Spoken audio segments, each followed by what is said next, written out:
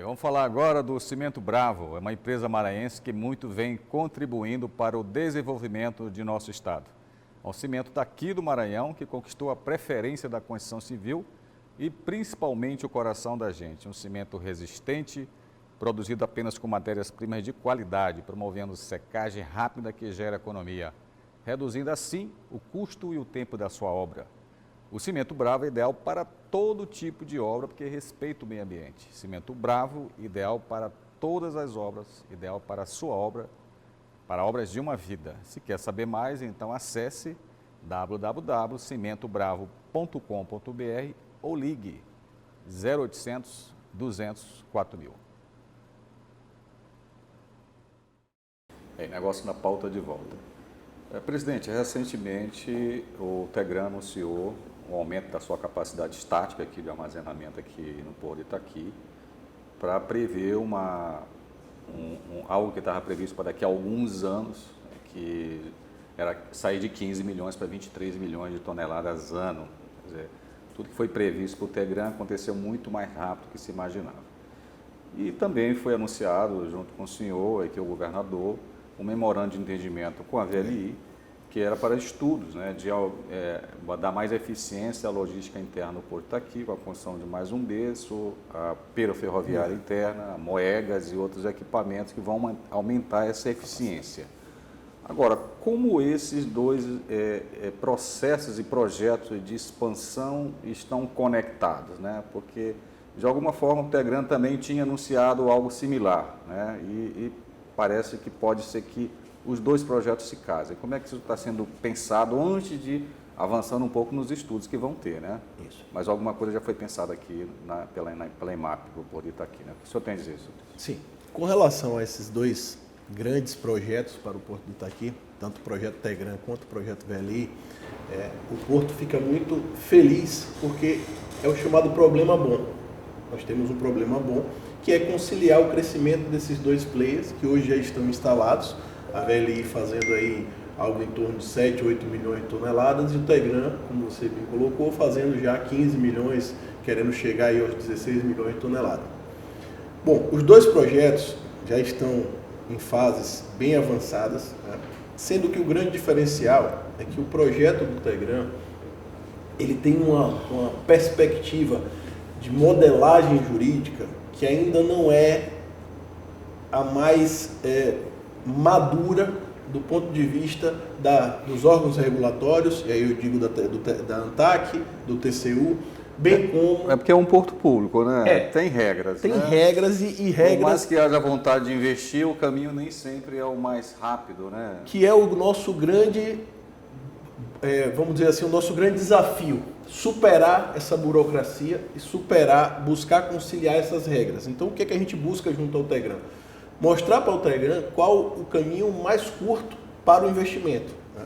Então, talvez, a gente já discutiu isso com o Tegran, o crescimento dele passe por potencializar a estrutura existente do que construir mais estrutura, né? Então, o que é que a gente mostrou ao Tegran? Olha, ao invés de você sair de 15 para 23, você pode sair de 15 para 19 com um investimento 1/3 menor do que o investimento que você vai chegar aos 23, demonstrando uma otimização no tempo e no investimento, no dispêndio de recursos, muito maior para você. Então, ao invés de você aguardar 3 anos para aumentar 6, 7 milhões de toneladas, você pode, no intervalo de 1 ano, aumentar 4 milhões de toneladas e surtir esse efeito. Porque você não tem um crescimento, você não tem uma curva de crescimento dentro do Matopiba, dentro do Matopi, que demonstre que o Porto do Itaqui, dentro de 1 ano, 2 anos, vai receber mais do que 4, 5 milhões de toneladas.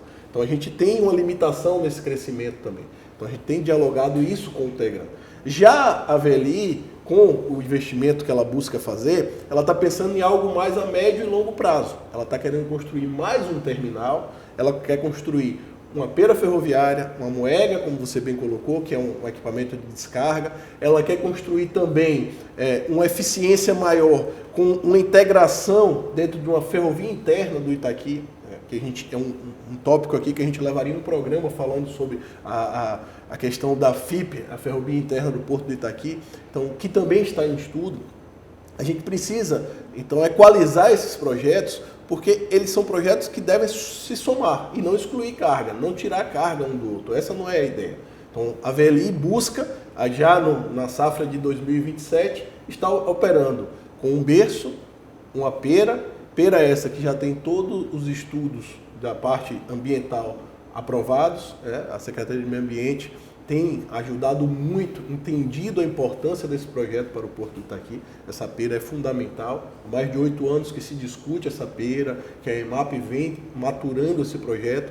E hoje nós tivemos a felicidade, na semana passada, de assinar esse memorando de entendimentos, que já é muito mais do que um memorando, já é quase que um compromisso de construção, já não é mais uma promessa. A VLI já assume ali o compromisso de que vai construir essa pera, já coloca data, então a gente já tem lá o 2027 como o ano de start da pera, precisa estar pronta para absorver esse crescimento.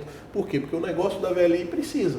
Não é só porque o Porto do Itaqui vai ser beneficiado por uma pera, é porque dentro do plano de crescimento da VLI, se ela não tiver essa pera no Itaqui, ela não vai conseguir atender mais clientes. Por mais que existam as dificuldades burocráticas, é um porto público, mas é um porto público que está se modernizando, é um porto público que está renovando seu convênio de delegação, é um porto público que está tentando desburocratizar as operações e, dentro disso, demonstrando que a VLI pode acreditar e pode investir no porto. Além da logística interna, presidente, a gente tem uma situação que é a grande preocupação, né? Se a gente olha o crescimento do agronegócio, até do setor de combustíveis no Brasil, são números explosivos. A Petrobras, recentemente, a Agência Nacional do Petróleo, mostrou que no primeiro trimestre desse ano aqui, a produção de petróleo no Brasil subiu para 3,5 milhões de barris dia. Isso há alguns anos atrás não passava de 3 milhões. E o Porto de Itaqui hoje ele está se transformando nos próximos anos numa mini refinaria. Nós vamos ter o equivalente a uma refinaria aqui, de barris equivalente a se fosse uma mini refinaria de 150 mil barris dia, que é uma coisa absolutamente absurda. E aí nós temos 2 caminhos chegando ao Itaqui, uma que a carga vem e outra que a carga volta, né? E o grande desafio tem sido a política de logística no Brasil, que não está bem estruturada ainda. Os últimos relatórios, infelizmente, a gente tem dados sobre o agronegócio brasileiro mais bem aprofundado no exterior do que aqui mesmo, né? Os relatórios do USDA, que é o Departamento de Agricultura americano, mostra que a logística interna aqui do Itaqui, a logística até a chegada ao porto, dá um custo muito competitivo a ele. Mas há muitos desafios. Por exemplo, a questão das nossas rodovias. O governo do estado tem limitações, porque o agronegócio não recolhe imposto internamente. Mas aí abriu nova perspectiva ano passado, que foi o uso da ferrovia São Luís-Teresina, já com embarque de soja lá na área de Caxias e Timon. Quais são as perspectivas para o próximo ano disso aí, presidente? Bom, a questão do grande recebimento ainda no Porto do Itaqui, ele é rodoviário. Nós recebemos aí cerca de 1.000 caminhões, 1.000 carretas dia, então é um volume expressivo. As rodovias precisam de manutenção, ampliação, reforma. O governo do estado tem tentado isso, nós somos testemunha, tentou se criar a taxa do grão, né, para cobrar um valor que pudesse ser reinvestido nessas rodovias. Essa taxa foi judicializada, o governador tem tentado outras alternativas, não é fácil. A verdade é que a Lei Candir não está funcionando, né? A Lei Candir aquilo que a federação teria que repor ao estado não volta, né? Então, assim, a exporta, para que fique bem claro, todas essas commodities exportadas pelo Porto do Itaqui, a soja, o milho, não deixa ICMS algum para o estado. Então, o estado não tem nenhum faturamento direto com essas cargas. Claro que há um giro da economia, você tem empregos, você tem riqueza sendo gerada, o próprio Porto do Itaqui recebe em taxas essas movimentações, mas a verdade é que para o estado fica muito pouco, né? Quase nada, fica muito mais para o estado no recebimento do combustível, no recebimento do fertilizante do que na saída da commodity.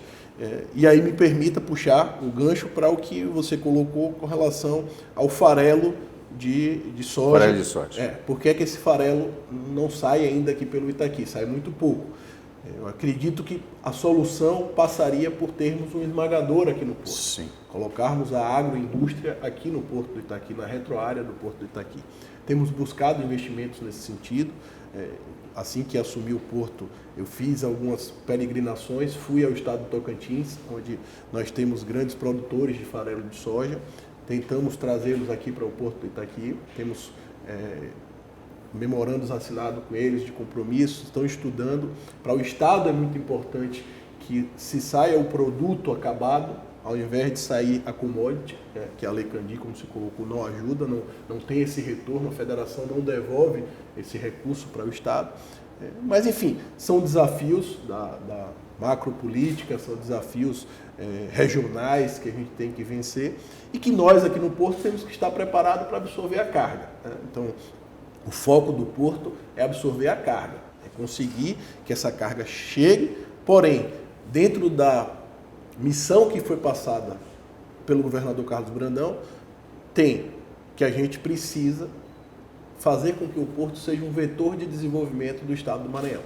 Então, todas essas cargas regionais, ao chegarem no Porto, precisam, Arthur, viabilizar negócios para o estado do Maranhão. Sim. Precisam fazer com que o estado do Maranhão ganhe, a população maranhense precisa ganhar com isso. Seja através da agroindústria, seja através da ZPE, que está aí para ser assinada daqui a 3, 4 dias, a gente está para ter a nossa ZPE, né, onde será possível termos indústrias instaladas no Maranhão, voltadas à exportação, podendo ter benefícios com a importação de equipamentos novos, usados, enfim. Então, perceba, Arthur, que existe um contexto muito maior onde o Porto está inserido, que passa muito além de pensarmos projetos individuais. Sim. Projeto do Tegran, projeto da VLI. Eu diria que a gente precisa pensar um projeto Maranhão. A gente tem que pensar, olha, o Porto do Itaqui está preocupado com o Maranhão. Não só o Maranhão, recebemos há 6 meses, 8 meses, o governador do Piauí, o Rafael, esteve nos visitando e na oportunidade eu disse a ele pensando na construção do Porto do Luiz Corrêa, eu disse a ele, governador, o Itaqui é do Piauí. A maioria da carga, 80% da produção do Piauí sai pelo Itaqui. Então, o Itaqui é um porto do Piauí. O Itaqui é um porto do Mato Grosso, é um porto do Tocantins. Então, a gente tem que pensar esse equipamento como um equipamento regional, mas que gere riqueza para o Maranhão. Presidente, aí eu até fazendo um adendo à sua fala, o último Plano Nacional de Logística, que foi feito no governo federal passado, no entendimento de vários especialistas, tinha uma série de equívocos. Até porque ignorava solenemente o Porto do Itaqui. Falava em soluções que nenhum dos especialistas acredita, né? Mas, enfim, a conversa está muito boa aqui. Nós vamos marcar mais 3 programas aqui com o Gilberto para a gente falar sobre tudo isso. Tem muitos temas. Nós vamos dar mais um rápido intervalo e nós voltamos já com o negócio na pauta.